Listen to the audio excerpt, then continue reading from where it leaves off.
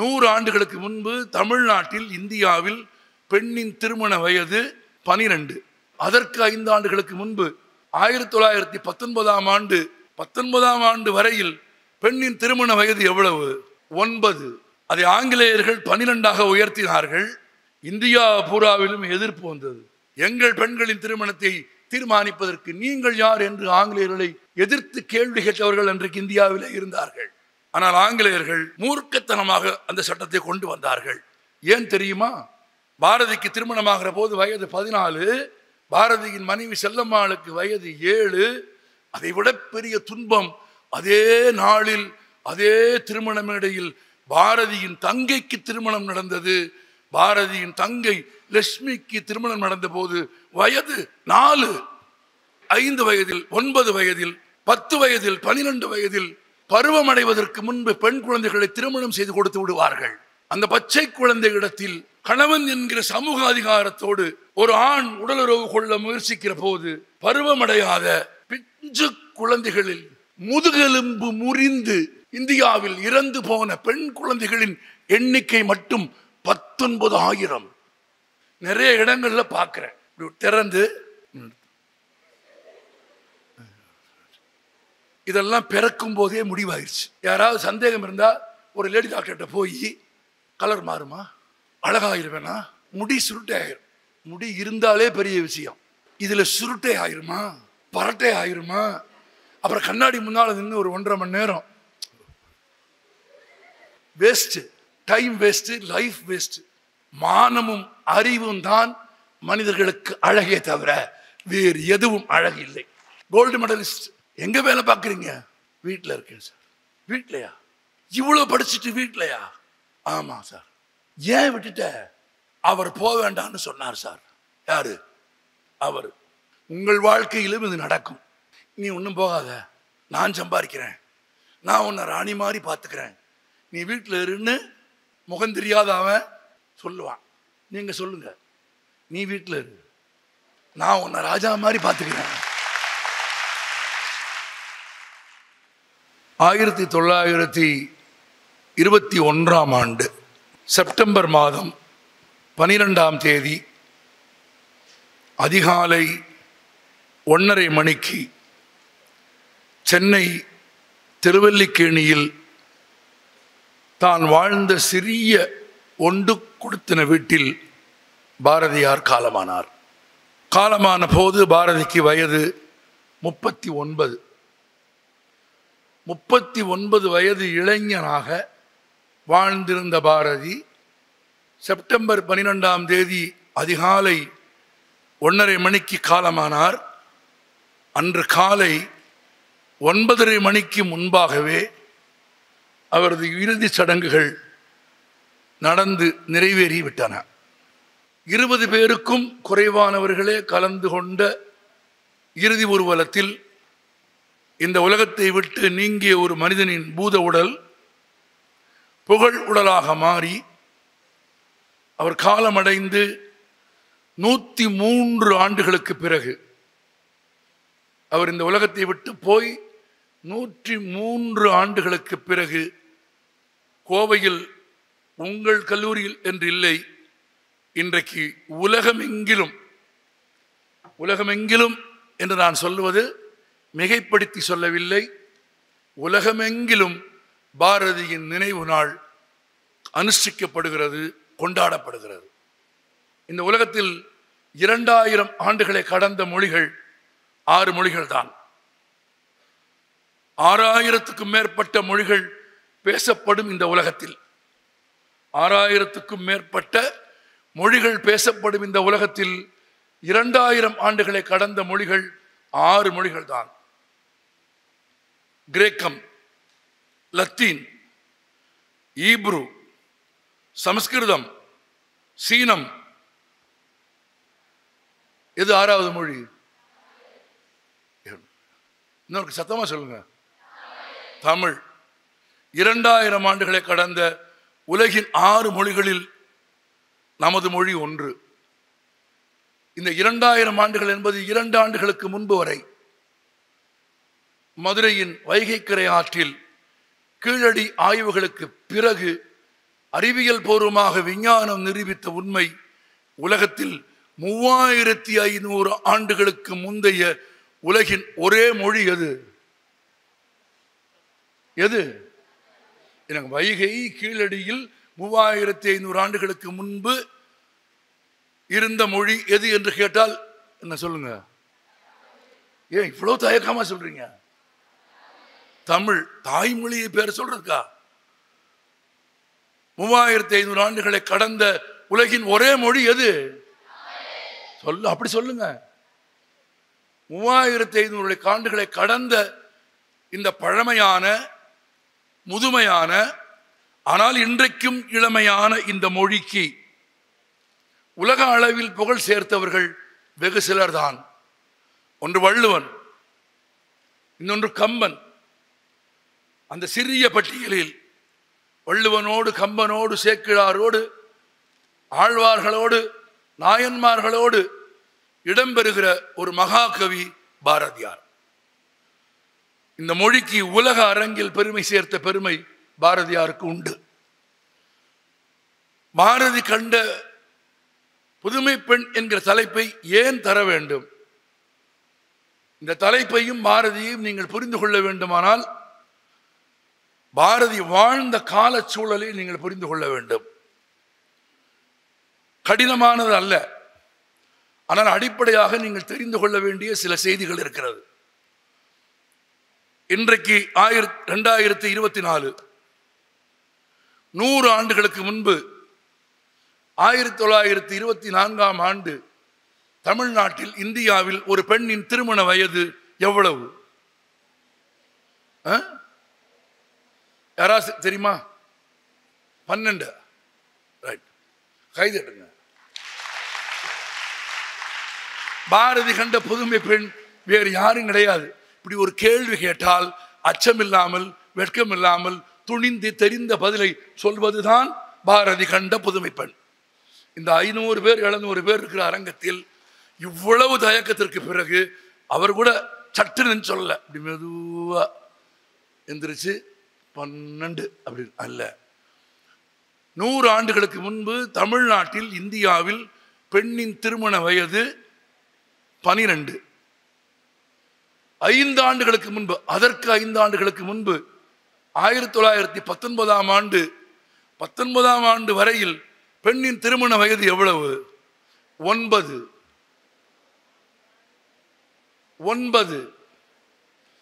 9 இருந்து திருமண வயதை 12ஆக உயர்த்தியது ஆங்கிலேயர்கள். ஏன் உயர்த்தினார்கள்? பாரதியாரை பற்றி நீங்கள் தெரிந்து கொள்ள வேண்டுமானால் பாரதி வாழ்ந்த காலம் எப்படி இருந்தது, அன்றைக்கு பெண் எப்படி இருந்தாள், பெண்ணின் நிலைமை எப்படி இருந்தது என்று நீங்கள் தெரிந்து கொண்டதால் தான் பாரதி பாடியதற்கு பொருள் தெரியும். 1919ஆம் ஆண்டு பெண்ணின் திருமண வயது 9. அதை ஆங்கிலேயர்கள் 12ஆக உயர்த்தினார்கள். இந்தியா பூராவிலும் எதிர்ப்பு வந்தது. எங்கள் பெண்களின் திருமணத்தை தீர்மானிப்பதற்கு நீங்கள் யார் என்று ஆங்கிலேயர்களை எதிர்த்து கேள்வி கேட்டவர்கள் அன்றைக்கு இந்தியாவில் இருந்தார்கள். ஆனால் ஆங்கிலேயர்கள் மூர்க்கத்தனமாக அந்த சட்டத்தை கொண்டு வந்தார்கள். ஏன் தெரியுமா? 9 வயது என்றால் 9 வயது அல்ல, 9 வயதுக்கு முன்பாக எந்த வயதிலும், 9 வயதுக்கு முன்பாக எந்த வயதிலும். நீங்கள் தெரிந்தால் ஆச்சரியப்படுவீர்கள். பாரதியாருக்கு திருமணமான போது பாரதியாருக்கு வயது 14, பாரதியாரின் மனைவி செல்லம்மாளுக்கு வயது 7.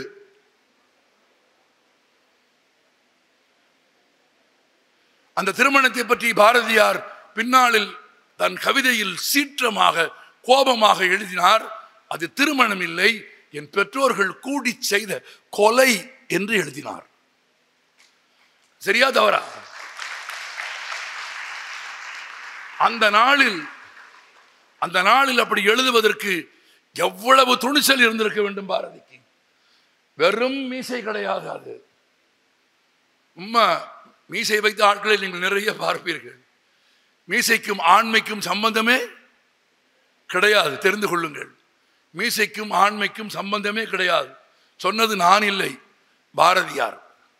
இன்னொரு வார்த்தை சொன்னார் பாரதியார், மீசைக்கும் ஆண்மைக்கும் சம்பந்தமே இல்லை, ஏனென்றால் கரப்பாம்பூச்சிக்கு மீசை இருக்கிறது என்று எழுதினார் பாரதியார். மீசை வைத்துக் கொண்டு ஆண்மை இல்லாமல் நடந்து கொள்ளுகிற எந்த ஆணையாவது கேலி செய்வதற்கு உங்களுக்கு பாரதியார் பெரிதும் உதவி செய்வார். கரப்பாம்பூச்சி போகுதுன்னு சொல்லலாம். பாரதிக்கு திருமணமாகிற போது வயது 14, பாரதியின் மனைவி செல்லம்மாளுக்கு வயது 7. அதை விட பெரிய துன்பம் அதே நாளில் அதே திருமண மேடையில் பாரதியின் தங்கைக்கு திருமணம் நடந்தது. பாரதியின் தங்கை லட்சுமிக்கு திருமணம் நடந்த போது வயது 4.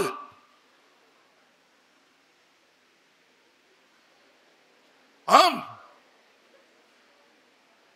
4 வயதில், 5 வயதில், 9 வயதில், 10 வயதில், 12 வயதில் பருவமடைவதற்கு முன்பு பெண் குழந்தைகளை திருமணம் செய்து கொடுத்து விடுவார்கள். அந்த பச்சை குழந்தை இடத்தில் கணவன் என்கிற அதிகாரத்தோடு, கணவன் என்கிற சமூக அதிகாரத்தோடு ஒரு ஆண் உடலுறவு கொள்ள முயற்சிக்கிற போது பருவமடையாத பிஞ்சு குழந்தைகளில் முதுகெலும்பு முறிந்து இந்தியாவில் இறந்து போன பெண் குழந்தைகளின் எண்ணிக்கை மட்டும் 19,000. அரசு ஆவண காப்பகங்களில் தேடி எடுத்த புள்ளி விவரங்களிலே இருந்து நான் பேசுகிறேன். இன்றைக்கு நீங்கள் வாழ்கிற வாழ்க்கை, உங்களுக்கு கிடைத்திருக்கிற இடம், இந்த உயர்வு பாரதி தொடங்கி வைத்த போராட்டத்தின் தொடர்ச்சியிலே தான் கிடைத்திருக்கிறது.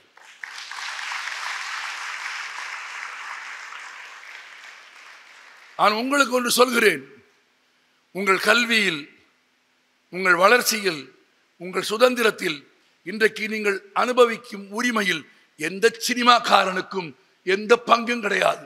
நான் சினிமாக்காரன், நானே சொல்கிறேன், எந்த சினிமாக்காரனுக்கும் பங்கில்லை. அதில் பாரதிக்கு பங்கிருந்தது, பாரதிதாசனுக்கு பங்கிருந்தது, பெரியாருக்கு பங்கிருந்தது, பட்டுக்கோட்டைக்கு பங்கிருந்தது. இவர்களை பற்றி நீங்கள் அறிந்திராமல் இருப்பதுதான் இந்த நாட்டில் பெண்களுக்கு இன்னும் எதிரான குற்றங்கள் நடப்பதற்கு காரணம். நாம் எப்படி இருந்தோம், பெண்கள் எப்படி இருந்தார்கள்? 4 வயதில் 7 வயதில் திருமணம், அது கூட பரவாயில்லை. 7 வயதில் ஒரு பெண் குழந்தைக்கு திருமணம் ஆகிறது.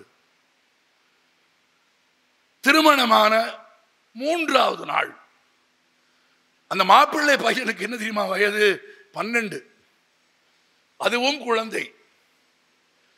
திருமணமான 3வது நாள் அந்த 12 வயது மாப்பிள்ளை குழந்தை வீட்டின் கொல்லைப்புறத்தில் இருக்கிற தோட்டத்தில் போய் விளையாடி கொண்டிருக்கிறான். வாழை மரத்தின் அடியில் குழந்தையை விளையாடுகிறான். பாம்பு தீண்டி செத்து போகிறான். 12 வயது கணவன் இறந்து போனான்.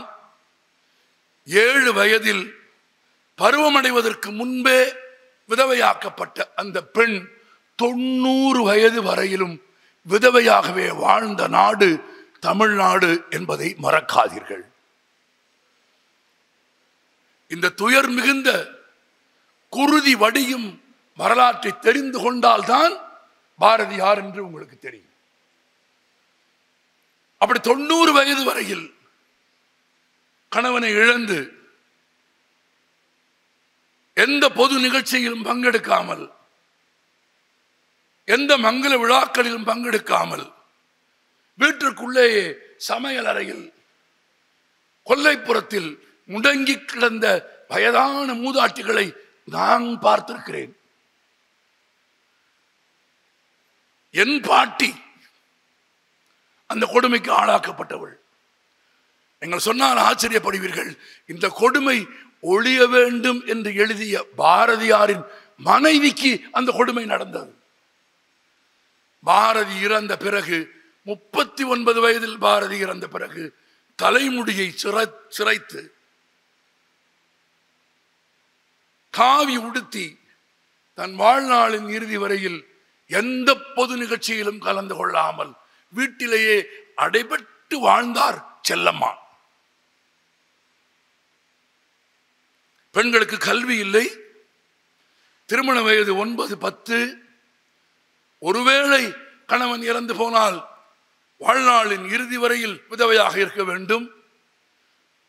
இவ்வளவு தீமைகள் நிலவிய ஒரு காலத்தில் இந்த தீமைகளுக்கு எதிராக நான் சொன்ன வார்த்தைகளை மனதில் குறித்துக் கொள்ளுங்கள், நோட்டு புத்தகத்தில் குறித்துக் கொள்ள வேண்டாம்.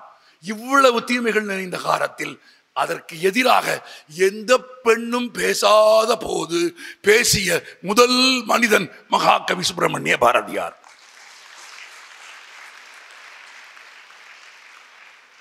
நன்றி உணர்ச்சி உங்களுக்கு இருக்குமானால், நன்றி உணர்ச்சியோடு நீங்கள் வாழ வேண்டும் என்று விரும்பினால் பாரதியை படியுங்கள். நான் ஒன்றும் கெஞ்ச மாட்டேன். நீங்கள் எல்லாம் பாரதியை படிக்க வேண்டும். பாரதியை படித்து எதற்கு? பெண் விடுதலை குறித்து, பெண் வரலாறு குறித்து, பெண்ணின் சமூக சூழலை குறித்து 50-60 ஆண்டுகளுக்கு முந்தி தமிழ்நாட்டில் பெண் வாழ்ந்த நிலை குறித்து இந்த தலைமுறையில் உங்களுக்கு யாருக்கும் தெரியாது. அது உங்கள் தவறு, கற்றுக்கொள்வதில் உங்களுக்கு ஆனால் இன்றைக்கு எந்த சினிமா வந்தது உங்களுக்கு தெரியும். எந்த சினிமாக்காரன் எந்த சினிமாக்காரியை விவாகரத்து செய்துவிட்டு போனான் உங்களுக்கு தெரியும். எந்த படம் தெரியும். நான் சினிமா பார்க்க வேண்டாம் என்று சொல்லவில்லை. சினிமா பாருங்கள், சினிமாக்காரர்களை பாருங்கள், மொபைல் பாருங்கள், ஃபார்வர்ட் மெசேஜ்களோட வாழ்ந்து கொண்டிருங்கள். ஆனால் இந்த கல்வியை நீங்கள் பெறுவதற்கு காரணமாக இருந்தவர்களை நன்றியோடு நினைத்து வைத்துக் கொண்டு அவர்கள் எழுதியவைகளை படித்தால், நான் இன்றைக்கு உங்களுக்கு சொல்கிறேன், எதிர்காலத்தில் தலை சிறந்த வெற்றிகரமான பெண்ணாக வாழ்க்கையில் உயர்வீர்கள். நான் அதைத்தான் விரும்புகிறேன். இப்பவும் நிறைய குழந்தைகளை படிக்க வைக்கிறார்கள். பள்ளிக்கூடத்திற்கே அனுப்பாமல் தமிழ்நாட்டில் படிக்க வைக்கிறார்கள். ஆனால் படித்து முடிந்த உடனேயே என்ன செய்வார்கள்? படிச்சுட்டு இல்ல, முடிச்சுட்டு இல்ல, ஒருத்தனுக்கு ஒன்று பிடிச்சு கொடுக்குறேன், ஒருத்தனுக்கு ஒன்று பிடிச்சு கொடுக்குறேன். அவன் என்ன புள்ள பிடிக்கிறவனா? அதை விட கொடுமை. ஒருவேளை படிச்சு நல்லா படிச்சு ஒரு வேலைக்கு போய் சம்பாதிக்கிற பெண் குழந்தைகளுக்கு திருமணம் செய்து வைத்தால், திருமணமான சில மாதங்களிலேயே அந்த பெண்ணை வேலைக்கு போகாமல் நான் சந்திச்சிருக்கேன். நான் வேலை பார்த்த ஒரு கிராமப்புற வங்கியில் கட்டிட வேலை செய்யும் ஒரு கொத்தனாரின் மகள், நான் வேலை பார்த்த கிராம வங்கிக்கு கல்வி கடன் கேட்டு வந்தார். தாமதம் இல்லாமல் கொடுப்பதற்கு நான் உதவினேன். ஏனென்றால் ஒரு குழந்தை படிக்கிறாள். அது மட்டுமில்லை, ஏழை குழந்தை. அது இன்னும் முக்கியம். பணக்கார திமிர் இல்லாமல், நிறைய பணம் இருக்கிறது என்கிற கொழுப்பு இல்லாமல், தான் படித்து முன்னேற வேண்டும் என்று விரும்பி தேடி வந்த அப்பா படிக்காத, அம்மா படிக்காத குடும்பத்திலே இருந்து படிக்க வந்த குழந்தை. அவளுக்கு நான் உதவி செய்தேன். நான் அதை பெருமையாக சொல்லவில்லை, அவர் தகுதிக்குரியவராக இருந்தார். அவர் பெருமை என்ன தெரியுமா நடந்தது? அந்த ஆண்டு அந்த பல்கலைக்கழகத்திலேயே வேதியியல் பாடத்தில் தங்க மெடல் வாங்கினார் அவர்.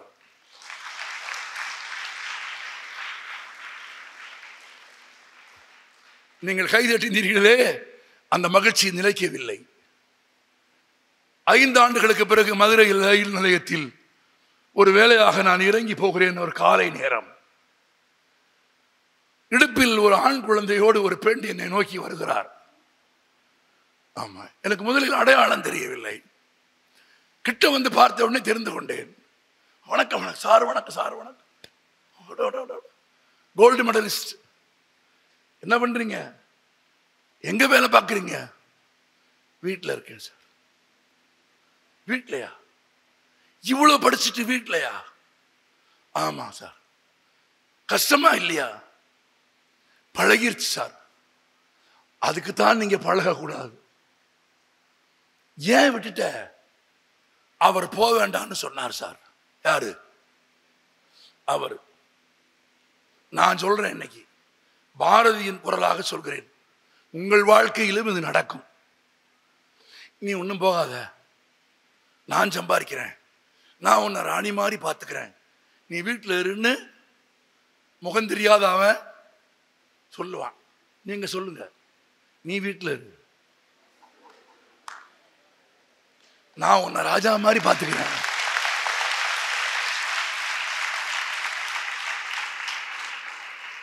மவனே நீ வீட்டில் இரு, நான் உன்னை ராஜா மாதிரி பார்த்துக்கிறேன், நான் வேலைக்கு போறேன்னு சொன்னா ஒத்துக்குவானா? ஒத்துக்க மாட்டான். ஏன் ஒத்துக்க மாட்டான்? ஆண் உயரமானவன், அவன் ஊதியத்தில் சம்பாதத்தில் தான் பெண் வாழ வேண்டும். ஏனென்றால் பெண் தாழ்ந்தவள் என்று கருதுகிறவன் இந்த தலைமுறையிலும் இருக்கிறான். ஆனால் 100 ஆண்டுகளுக்கு முன்பு ஒருவன் பாடினான், கற்பு நிலை என்று சொல்ல வந்தால் இரு கட்சிக்கும் அது பொதுவில் வைப்போம் என்று பாடினால் அவன் எவ்வளவு புரட்சிகரமாக உங்களுக்காக பாடியிருக்கிறான். இன்றைக்கு இல்லை. இன்றைக்கு பேசுவது, பாடுவது, எழுதுவது எளிது. 100 ஆண்டுகளுக்கு முன்பு, 110, 20 ஆண்டுகளுக்கு முன்பு பெண்ணின் கல்விக்கு, பெண்ணின் விடுதலைக்கு, பெண்ணின் திருமணத்திற்கு, பெண்ணின் மறுமணத்திற்கு பாரதி எழுதியிருக்கிறான். அந்த காலத்திலே ஒரு சின்ன ஊர், அந்த ஊரில் பெண் குழந்தை இளம் வயதில் விதவையாகிவிட்டால் மறுமணம் செய்து கொடுக்க மாட்டார்கள். இதை மையமாக வைத்துக் கொண்டு பாரதி ஒரு கதை எழுதுகிறான், ஒரு கற்பனை கதை. என்ன தெரியுமா எழுதுகிறான்? குற்றாலத்திற்கு அருகில் வேளாண்குடி என்று ஒரு கிராமம் இருந்தது. நல்லா கவனிங்க, குற்றாலத்துக்கு அருகில் வேளாண்குடி என்று ஒரு கிராமம் இருந்தது. அந்த கிராமத்திற்கு ஒரு நாள் பூகம்பம் வந்தது. யானை வந்து மாதிரி சொல்றான். அந்த கிராமத்திற்கு ஒரு நாள் பூகம்பம் வந்தது. பூகம்பம் வந்த போது ஊரின் மற்ற எல்லா பகுதிகளும் அப்படியே இருக்க அக்ரஹாரம் மட்டும் அழிந்து போனது என்று எழுதினார் அக்ரஹாரத்தில் பிறந்த மனிதர். சுயசாதி மறுப்போடு எழுதினார். அது மட்டும் எழுதவில்லை, அக்ரஹாரத்தில் எல்லோரும் செத்து போக 10 வயதான இளம் விதவை விசாலாட்சியும் நம் கதையின் கதாநாயகி 4 வயதான சந்திரிகையும் மட்டும் உயிர் பிழைத்துக் கொண்டார்கள் என்று எழுதினார். நண்பர்கள் பாரதியிடத்தில் கேட்டார்கள், எல்லோரும் செத்து போக 2 பேர் மட்டும் ஏன் பிழைக்க வேண்டும் என்று. பாரதி சொன்னான், சந்திரிகை என் கதாநாயகி, கதை முழுவதும் அவள் வர வேண்டும், அதனால் அவள் உயிர் பிழைத்திருக்கிறாள். பிறகு விசாலாட்சி, அது 10 வயதில் விதவையான குழந்தை, அவள் மறுமணம் செய்து கொண்டு ஒரு சிறந்த வாழ்க்கையை வாழ வேண்டும் என்பதற்காக அவளை பூகம்பம் கொல்லாமல் நான் பார்த்து கொண்டேன் என்று பாரதி சொன்னான். அப்படியானால் என்ன சிந்தனை பாரதிக்கு இருந்திருக்கிறது? என்ன பார்வை பாரதிக்கு இருந்திருக்கு? ஆமா, இன்னும் ஒண்ணுமே இல்லை. சாதாரணமா சொல்கிறேன், மனைவி இறந்து போவா நம்ம ஊர்ல, கணவன் மறுமணம் செய்து கொள்வான். செஞ்சு கொள்வானா? ஆமா, நம்ம ஊர்ல பழமொழியே இருக்கு, பொண்டாட்டி செத்தா புருஷன் புது மாப்பிள்ளை, மனைவி செத்துட்டா இன்னொரு கல்யாணம் பண்ணிட்டான். இப்ப வீட்டுக்கு புது மனைவி வந்தாச்சு, அந்த உடனே வீட்டில் என்ன தெரியுமா போட்டா மாட்டியிருப்பாங்க? யார் போட்டா? ஏற்கனவே இறந்து போன மனைவியின் படம் இருக்கும். இந்த புதுசா வர்ற மனைவி கிட்ட சொல்லுவான், உங்க அக்கா. அக்கா கிடையாது, உங்க அக்கா, கும்பிட்டுக்க. கும்பிடணும். யாரு? அது மட்டும் இல்ல, பிறகு இவங்க திருமண வாழ்க்கையில் இவங்க ஒரு குழந்தை பிறக்கும். அந்த குழந்தைக்கு யார் பேர் வைப்பான்? பெண் குழந்தையா இருந்தா முதல் மனைவியின் பேர் தான் வைப்பான். அப்படியே கொஞ்சம் மாத்தி யோசிச்சு பாருங்க, நடுவில் எல்லா பக்கமும் காணா போயிடும். கணவனை இழந்த ஒரு மனைவி மறுமணம் செய்து கொண்டு வீட்டுக்கு வந்த புருஷன் கிட்ட, உங்க அண்ணன் படம் கும்பிட்டுக்க, ஆம்பளை பிள்ளை பிறந்தா அவன் பேரைத்தான் வைக்கணும்னு நான் வேண்டிக்கிட்டு இருக்கேன். ஒத்துக்க மாட்டான். ஏன்? ஆண் உயர்ந்தவன், பெண் தாழ்ந்தவள் என்கிற கருத்து உங்கள் வீட்டு ஆண்களின் மனதிலே இருக்கிறது. அந்த எண்ணமுடைய ஆண்கள் தந்தையாக இருக்கிறார்கள். எனக்கு சொல்வதில் ஒரு தயக்கமும் இல்லை. அந்த எண்ணமுடைய ஆண்கள் தந்தையாக இருக்கிறார்கள், சகோதரர்களாக இருக்கிறார்கள், எல்லா இடங்களிலும் நிறைந்திருக்கிறார்கள். பெண் தாழ்ந்தவள். சம்பாதிக்கிற பொண்ணு வீட்டில் பேச முடியுமா? என்ன மூடு சம்பாதிக்கிற பேச வீட்டிலே இப்ப பேச முடியுமா? பேச முடியாது. ஏன் பேச முடியாது? பொம்பளை பிள்ளை அடக்கமா பேசு. பொம்பளை என்ன இப்படி குதிரை மாதிரி நடந்து போற, பார்த்து நடந்து போ. சொல்றாங்களா இல்லையா? சொல்றாங்களா இல்லையா? அட ஆமாவா இல்லையா? ஆமா. ஒருத்தன் எழுதியிருக்கான், 100 வருஷத்துக்கு முன்னால, நிமிர்ந்த நன்னடையும் நேர்கொண்ட பார்வையும் நிலத்தில் யாருக்கும் அஞ்சாத திமிர்ந்த ஞான செருக்கும் பெண்ணுக்கு வேண்டும் ஒருத்தன் எழுதுனா, அவனை படிக்காம ஏறத படிக்க போறீங்க?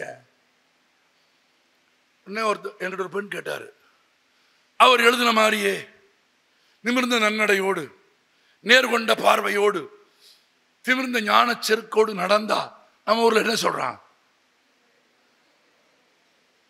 போறா பாரு, பொம்பளை மாதிரியா போறா அப்படின்னு யார் சொல்றா? இன்னொரு பொம்பளை சொல்றாளா? ஒரு பொம்பளை பத்தி இழிவா யார் சொல்றா? இன்னொரு நான் இன்னைக்கு உங்களுக்கு சொல்றேன், பாரதி அப்புறம் படிங்க, ஒன்னு கத்துக்கங்க. ஒரு பெண் இன்னொரு பெண்ணுக்கு எதிராக அவளது உடல் சார்ந்து, நடத்தை சார்ந்து, பண்பு சார்ந்து புறம் பேசுவதை விடவும் கீழ்த்தரமான அவமானகரமான செயல் இல்லை.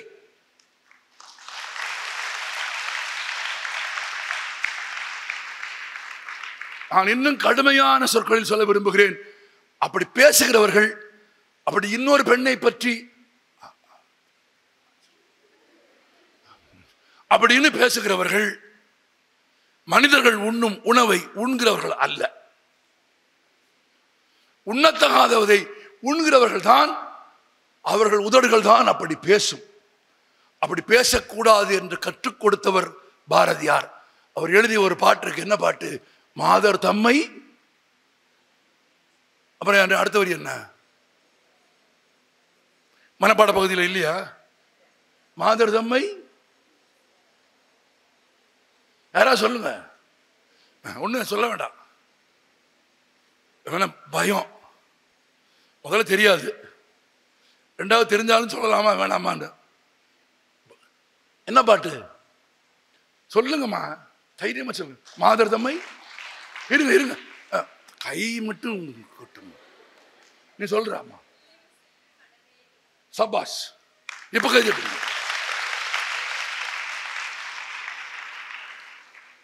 மாதர் தம்மை இழிவு செய்யும் மடமையை கொளுத்துவோம். இந்த பாட்டுக்கு என்ன அர்த்தம்? 2 அர்த்தம் இருக்கு. ஆண்கள் பெண்களை இழிவு செய்கிறார்கள் அல்லவா, அதுவும் அதுல இருக்கு. மாதர் தம்மை இழிவு செய்யும் மடமையை கொளுத்துவோம் அப்படின்னு சேர்த்து வாசிச்சா அது ஆண்களுக்கானது. அதையே நிறுத்தி வாசிச்சு பாருங்க. மாதர் தம்மை இழிவு செய்யும் மடமையை கொளுத்துவோம்னா பெண்ணே பெண்ணுக்கு எதிராக பேசுவதையும் பாரதி எழுதுகிறான். இந்த 500 ரூபாய்க்கு புஸ்தகம் வாங்குங்க, பவுடர்லாம் வாங்கிறாதீங்க. ஆமா, இந்த 7 நாட்களில் சிவப்பழகு நான் நிறைய பையில பார்க்கிறேன், அதை நிறைய இடங்கள்ல பார்க்கிறேன். திறந்து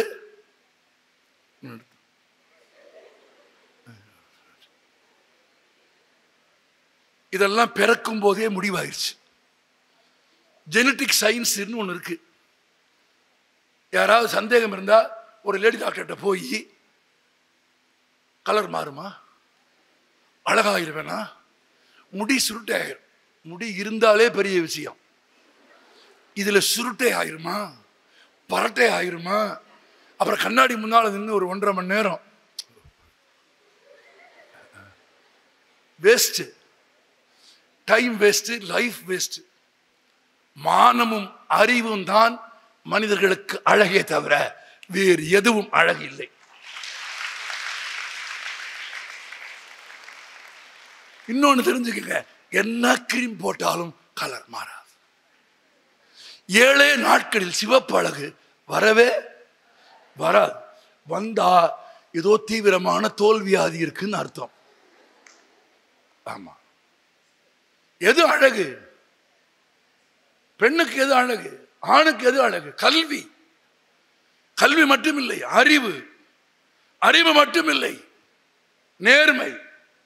நேர்மை மட்டுமில்லை, துணிவு. நான் பஸ்ல பாக்குறேன், ஒரு பொண்ணு இறங்க வருது பஸ்ல. அந்த இறங்குற இடத்துல ஒரு 10 பேர் நிக்கிறான். அவங்க அப்படித்தான் நிப்பாங்க, அந்த வயசுக்கு அப்படிதான் நிப்பான். அந்த பொண்ணு வந்து நிக்குது, மூச்சு பேச்சு இல்லை. ஏன்? நான் உங்களுக்கு சொல்லி தர்றேன், அல்லது நீங்கள் செய்பவராக இருந்தால் அதை தொடர்ந்து செய்யுங்கள், கற்றுக்கொள்ளுங்கள். சார் கொஞ்சம் வழி விடுங்க. இன்னும் துன்பப்படுத்தணுமா? அண்ணே முடிஞ்சு துடிச்சு போயிருவாங்க. அண்ணே கொஞ்சம் வழி விடுங்க அப்படின்னா, சாலமனுக்கு கடல் வழி விட்ட மாதிரி வழி கிடைக்குமா? கிடைக்காதா? கிடைக்கும். ஆனா வாயை திறந்து பேசணும். பேசாம அங்க ஒருத்தர் சொல்றாரு, மேடத்துக்கு வழி விடுங்க அப்படின்னு. அங்க ஒருத்தர் சொல்லுவான், அவன் சொல்லுவான், ஏன் மேடம் பேச மாட்டாங்களா? மேடம் வாயே திறக்க மாட்டாங்களே. ஏன் திறந்தா செத்து போயிருவாங்களே. நாணமும் அச்சமும் நாய்களுக்கு வேண்டுமாம். நான் இன்னும் ஒரு அழகான, நீங்கள் வயதுக்கு ஏறிய பருவமடைந்த குழந்தைகள், என் மகளுக்கு ஒப்பான குழந்தைகள், நான் உங்களுக்கு சொல்கிறேன், உங்கள் திருமண வாழ்க்கைக்கு பிறகு உங்களுக்கு உரியவனிடத்திலே தான் உங்களுக்கு வெட்க உணர்ச்சி வர வேண்டுமே தவிர, எதை பார்த்தாலும் யாரை பார்த்தாலும் எல்லா இடத்திலும் வெட்கப்படுவதை விட வெட்கக்கேடான விஷயம் எதுவும் இல்லை. அதனாலதான் பாரதி சொன்னா, நிமிர்ந்த நன்னடை நேர்கொண்ட பார்வை. இப்போ ஒரு கேள்வி வருது, அப்படி பேசினா கேலி பண்றாங்களே, அப்படி போனா? ஆம், உங்களில் யாராவது ஒருவர் அதை செய்தால் உலகம் கேலி செய்யும். எல்லோரும் செய்தால்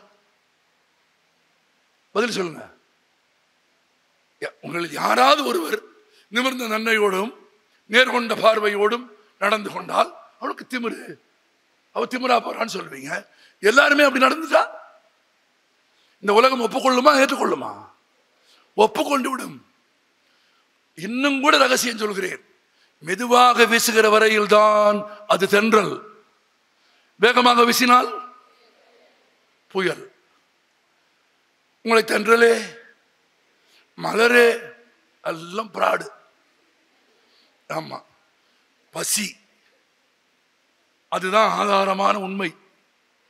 பிறப்பிலிருந்து இறப்பு வரை அணையாத ஒரு நெருப்பு அது.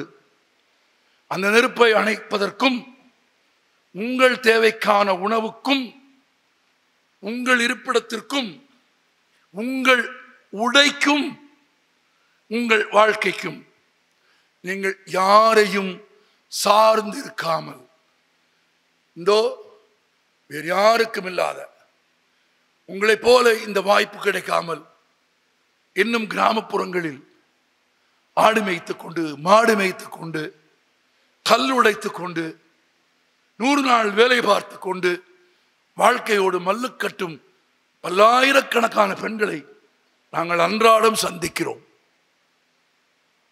நீங்கள் ஒரு விதத்தில் ஜான் சொன்னதை நான் மறும சொல்கிறேன், ஆசீர்வதிக்கப்பட்டவர்கள். You are the most blessed section of society. Your parents has brought you here. உங்கள் பெற்றோர்கள் உழைத்து சம்பாதித்து எப்படியோ உங்களை இந்த இடத்திற்கு கொண்டு வந்து விட்டார்கள். இந்த வாய்ப்பை பயன்படுத்துங்கள், படியுங்கள். சுதந்திரம் என்றால் என்ன என்று தெரிந்து கொள்ளுங்கள். யாரோடாவது 1.5 மணி நேரம் 2 மணி நேரம் அலைபேசியில் பேசிக் கொண்டிருப்பதன் பெயர் சுதந்திரம் அல்ல. அல்ல. வீட்டில் சொல்றாங்க, அந்த குரல் கேட்கிறது. ஒரு போன் பேச முடியுதா இந்த வீட்டில்? அதுவும் நான் பார்க்குறேன். நம்ம நாட்டில் மட்டும்தான் ஃபோனில் பேசினா ஒரு செட்டு எல்லாருக்கும் கேட்குற மாதிரி பேசுகிறான். ஒரு பஸ்ஸில் பக்கத்தில் உட்காந்துட்டு வர்றான். அப்போ லட்சுமி அப்படிங்கிறான். ஓ, வீட்டுக்காரம்மா பேர் லட்சுமி. ரேட்டு ஆமாம். ரமேஷ் பள்ளிக்கூடத்துக்கு போயிட்டானா? பையன் பேர் என்ன? ரமேஷ். இன்னைக்கு என்ன சாப்பாடு? முடிஞ்சிச்சு. ஒரு 20 நிமிஷம் பெரும் குரல் எடுத்து பேசுவான். நீங்கள் 20 நிமிஷம் கழிச்சு அவன் வாழ்க்கை வரலாறையே எழுதி அவனுக்கு கொடுக்கலாம். வாழ்க்கை வரலாறு அவ்வளோதான் இருக்கும். வாழ்ந்த வாழ்க்கை அளவு தானே வாழ்க்கை இருக்கும். இது ஒரு செட்டு. இப்படி போன கையில் வச்சுட்டு பேசிட்டே இருக்கு சத்தம். இன்னொரு செட்டு இருக்கு. பேசுறாங்களா இல்லையானே தெரியல. 1 மணி நேரம் ஆகுது, 3/4 மணி நேரம் ஆகுது. பேசுறாங்களா இல்லையானே தெரியாம 3/4 மணி நேரம் கழிச்சு சீ போடா அப்படிங்கிறப்ப தான் ஓ 3/4 மணி நேரமா பயாலஜி பாடம் நடந்திருக்குன்னு நமக்கு தெரியும். That is not freedom. That is not freedom. சுதந்திரம் என்றால் என்ன என்று தெரிந்து கொள்ளுங்கள். பாரதி கற்றுக் கொடுத்தான். உங்களை யாராவது மண்டியிடச் சொன்னால், உங்களை யாராவது உங்கள் விருப்பத்திற்கு மாறாக நடந்து கொள்ள சொன்னால், சொல்றது புரியுதா? உங்களை யாராவது மண்டியிடச் சொன்னால், உங்களை யாராவது உங்கள் விருப்பத்திற்கு மாறாக நடந்து கொள்ள சொன்னால், உங்களை யாராவது கீழ்த்தரமாக நடத்த விரும்பினால், யாராவது உங்களை உடல் ரீதியாக வஞ்சிக்க வேண்டும் என்று முயன்றால், இதுக்கு மேல சொல்ல முடியுமா? நேர்மையா நேரடியா சொல்றேன். இதில் எது நடந்தாலும் அதற்கு நான் இணங்க மாட்டேன். என்னை நீ கீழ்ப்படிய சொல்கிறாய், என் உடலை பயன்படுத்த விரும்புகிறாய், என்னை அழிக்க விரும்புகிறாய், என்னை அவமானப்படுத்த விரும்புகிறாய், என் விருப்பத்திற்கு மாறாக என்னை பயன்படுத்த விரும்புகிறாய், நான் உனக்கு உடன்பட மாட்டேன் என்று திமிரோடு எழுந்து நின்று ஒருவர் சொன்னால் அதற்கு பெயர் சுதந்திரம்.